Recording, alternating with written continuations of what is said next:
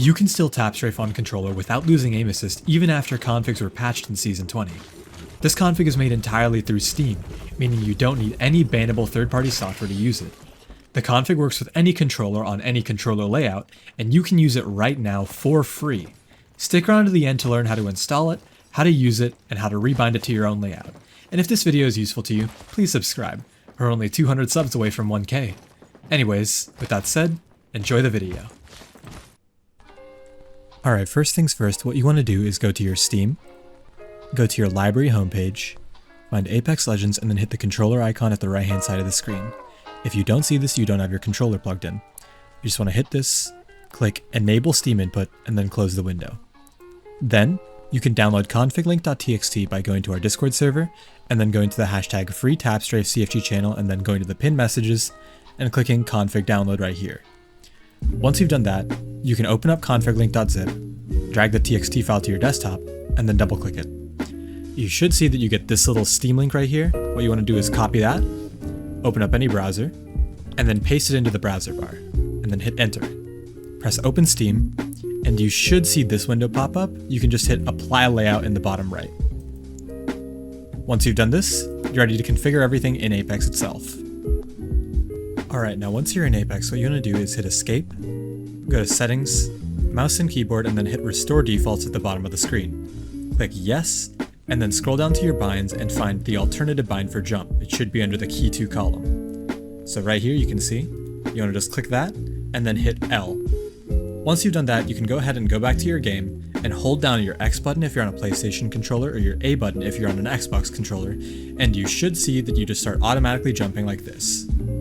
The next thing to do to test if it's working is you hold down either of your trigger keys, and you should see that your button hinge switch to controller, and when you let go of them and move around, it goes back to mouse and keyboard. Now finally, once you've checked that both of these are working, you can start to tap strafe. To actually tap strafe, all you need to do is hold down your X or A button, and then spin around your left stick like so. And you can see that I get redirected midair. You can of course chain this with things like Octane Stim to do things like neo strafing, as you can see here. And use the auto jump function to do things such as super jumps absolutely effortlessly. Okay, so by default the config only works on default button layout. But what if you use a customized layout or you use something different? Well, fear not, I'm going to be showing you how to change that now. First, what you want to do is go into your Apex, hit escape, go to settings, controller, and then choose your customized button layout. Once you've done this, you want to go over to Steam, hit the same controller icon that you clicked to install the config, but this time you want to hit edit layout. Now that we're here, there's a few things that we need to understand about the config before we move forward in rebinding anything. First, we need to understand what the action sets are and what they do. Action sets are essentially just different profiles of controller bindings which you can switch between using keys. That's how we get the aim assist back whenever we hold down our aim down sight or shoot buttons, or how we switch to our tap strafe and auto jump profile whenever we hold down our jump buttons. There are by default 4 action sets: default, which remaps your entire controller to mouse and keyboard; controller 1, which is just all normal controller, which you hit by activating one of your aim down sight or shoot keys; controller 2, which is the same thing; and then tap strafe, which activates whenever we hit our jump button, which auto jumps and enables all of the tap strafe features, as you can see right here. So to change any of the normal bindings, meaning anything that is not your aim down sight, shoot, or jump button, first you want to go to the default action set and find whatever key you want to change. In my case, I want my L2 button, which is my left trigger, to be my crouch. What you're going to do is find that button inside this tab layout here, and then you're going to go to that button, click whatever the current binding is, and then change it to whatever you want. For instance, control would be crouch on default binds in Apex, so you can of course double check this by going to your mouse and keyboard settings in Apex, scrolling down and finding the setting that you want, but I already know that it's control, so I'm just going to click this. You're going to set that key on default bindings, then you're going to switch to the tap strafe action set and set that as well. This is what you would do for pretty much any other key, but since left trigger is also by default one of the triggers that we use for the action set switches, what we're going to do is find it within controller 1 or controller 2, in this case it's in controller 2, and I'm just going to go ahead and delete this command right here, the most recent command. And now we're good to go. If I go into game and I hold down my L2 key, you can see that I crouch and my layout does not shift to controller. The procedure to change pretty much any of the normal bindings is exactly the same. You just want to go to default, change it here, change it in Tapstrafe as well, and if it is left trigger, right trigger, or your X/A button, you want to find it and unbind the release press bind in controller 1 or controller 2. But what if you want to change your aim down sight, your shoot, or your jump binds? Well, that's what we'll be going over now. Let's say that I don't actually want my jump to be on X. Instead, I would want my jump to be on right trigger. So what you're going to do first is find the default binding, which in this case is under the buttons tab, and you're going to set it to whatever else you want. I want my X button to be my tactical ability, so I'm going to set that to Q. Then we're going to go over to the Tapstrafe action set, and we're going to delete all the existing commands, and then I'm going to change this to Q as well. Now that we've done this, if I click my X button in game, you can see that all it does is activate my tactical. And it doesn't change the layout, it doesn't make me jump, and it doesn't make me Tapstrafe. Alright, so now that we're done unbinding the default jump button, we can actually start to rebind our new button. So for me, because of the layout that I play on, I want to use my R2 or right trigger button as my jump and Tapstrafe switch. So I'm going to navigate over to the triggers tab, and then I'm going to find the existing bind for right trigger full pull. I'm going to click on it. I'm going to set change action sets under the action set tab, and then you're going to set it to Tapstrafe and make sure that both of these checkboxes are unbound.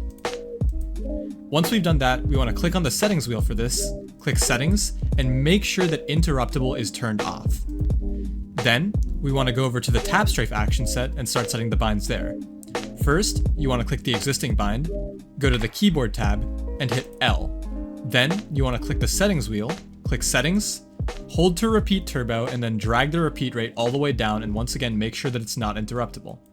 Once we're done with that, we want to click the settings wheel again, add extra command, action sets, change action set it back to default, and then uncheck both of these as well, hit confirm, and then last thing, click the settings wheel, click regular press up here, and then change it to a release press, and make sure this is done on the action set for Tapstrafe. Alright, now that we're done with that, we can actually go in game and test that it's working by holding down our jump button and seeing if it automatically jumps. So when I'm holding down R2 right now, you can see that it's automatically jumping, and if I want to, I can Tapstrafe like this by spinning my stick around, meaning that it's working. And now we can change our aim down sight and shoot binds. Alright, so to rebind your aim down sight and shoot action set switches, what you'll need to do first is go over to your trigger keys and follow what I did previously in the video at the timestamp on the screen now to unbind everything from your triggers. But in case you don't want to go back there, the rough process for that is you set this bind to whatever you want. I set mine to control, which is my crouch. You do the same thing on Tapstrafe, and then you go to the controller 2 and controller 1 action sets, and you make sure that you remove the release press binding, which should be right under this. You just want to click the settings wheel and then click remove command. But once you've done that, you can go on over and actually start rebinding the action set switches. So for me, I want my aim down sight and shoot buttons on my bumper keys, so that would be under the buttons tab right here. Make sure that you're on default action set for this, by the way, when you're doing this first step. So I want my aim down sight on my right bumper. So if I want to change that right now, I'm just going to click on the current binding. I'm going to go to action sets tab, change action sets, and set it to controller. Keep in mind, whichever one that you do here, you need to keep note of which key you put it on, either controller 1 or controller 2, because that'll become relevant for binding the next key. But once you do that, you just want to uncheck both of these checkboxes, hit confirm, and then whichever action set that you bound the change to, which in my case would be controller, you just want to go to that action set, go to right bumper, click the settings wheel, add extra command, change action set, and put it back to default. Of course, uncheck both of these. Click the settings wheel. Where it says regular press, you want to change that to release press, and this blue text should show up here. Then you want to click the settings wheel again, hit the settings button, and make sure that interruptible is turned off. Make sure that's also turned off on the default action set. So as you can see, it was turned on right here. I'm just going to turn that off right now. And then of course, you want to do the same thing on the Tapstrafe action set. So just click on this, action sets, change action set, put it to controller, uncheck both of these boxes, click on it again, and then make sure interruptible is off, and then you're pretty much good to go. Alright, so now you want to do the exact same thing on the other key, which would be my shoot key in this case, but instead of changing to action set controller, you want to change it to action set controller 2. So I'm just going to go ahead and click this, action sets, change action set, controller 2, uncheck both of these, check that it's not interruptible, turn that off, and then go to the controller 2 layout, Under L1, add another command, change action set, default, toggle both of these off, make sure that it's not interruptible, and then set it to release press. And then of course do the same thing on Tapstrafe, so I'll just do that again. Alright, now to test if it's working, what you need to do is go up to one of the dummies, and then hold down your aim down sights key, and you should see that your button hinge switched to controller. And now if you move around, you should get your aim assist back. It shouldn't break or do anything weird if you press your fire button, and now when you let go of those buttons, then it should switch back to the mouse and keyboard button hints. Now that's pretty much all there is to it. If you want more cool configs, be sure to check out my channel and join the Discord server in the description below, or if you need any help setting it up, you can also join our Discord and ask in the support channel. If this tutorial was useful to you, please leave a like and subscribe, but other than that, enjoy.